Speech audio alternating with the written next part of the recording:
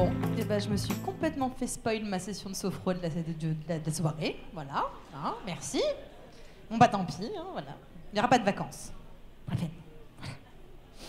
Oh, insistez pas. Bon, d'accord. En plus, c'est vrai que vous êtes plein de néophytes ce soir. C'est quand même important de répandre la bonne parole. J'annonce en général que ma religion principale, c'est la contamination positive. Donc si vous insistez, vraiment, je...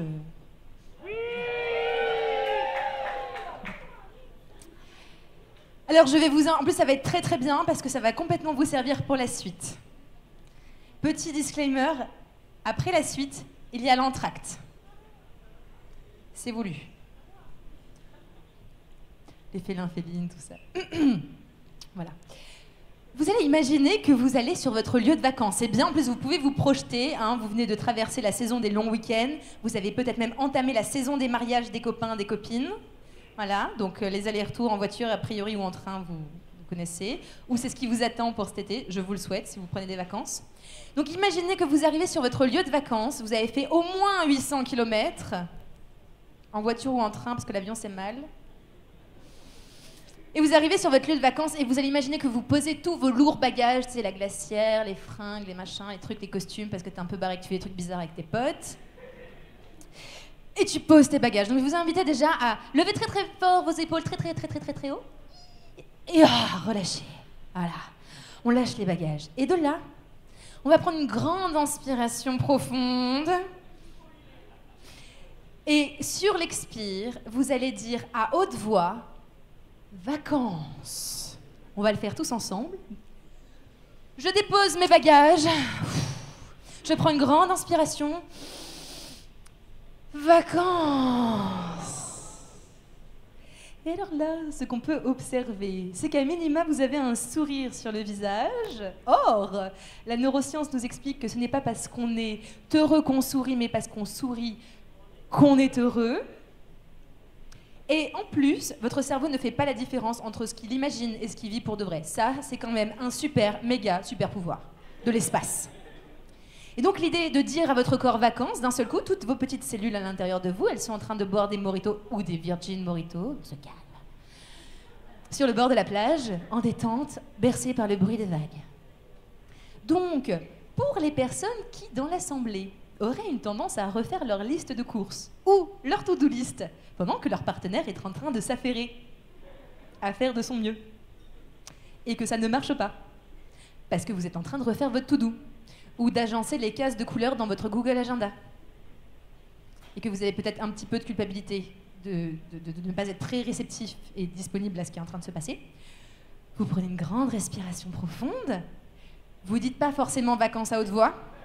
Ça peut être un peu space, à moins que vous ayez briefé la personne. Une grande respiration profonde, vous pensez à vos pieds, vous dites vacances dans votre tête, et normalement, vous revenez au présent, et vous devriez voir quelques effets dans votre vie intime. C'est cadeau.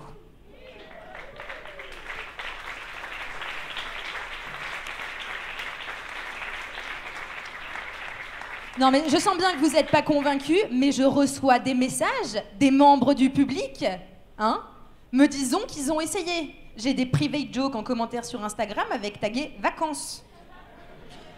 Essayez, faites l'expérience, on en reparlera la saison prochaine.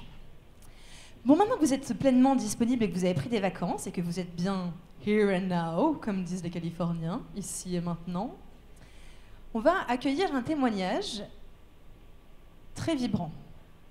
Car c'est aussi un des ADN, un des éléments de l'ADN d'Histoire de Cul, c'est de permettre à des gens de pouvoir partager leur expérience. Parce qu'on s'est dit, aux chahuteuses, que plutôt qu'un discours politique, militant, extrêmement véhément, où on brasse de la théorie, des trucs éthérés pour quelqu'un qui potentiellement ne comprend pas de quoi on parle, ou n'est pas d'accord par principe, avoir une personne concernée sur scène, face à soi, avec qui on peut rentrer en connexion, avec qui, à défaut de comprendre, et je le précise, il y a des choses qu'on ne peut pas comprendre.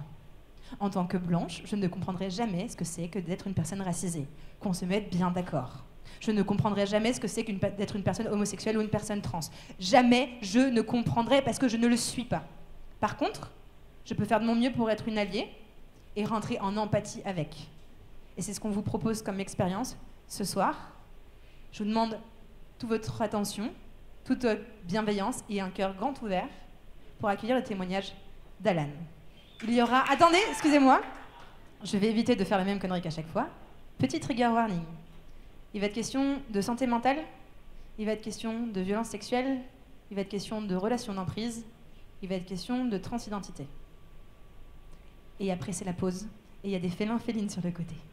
Maintenant, vous pouvez accueillir Alan.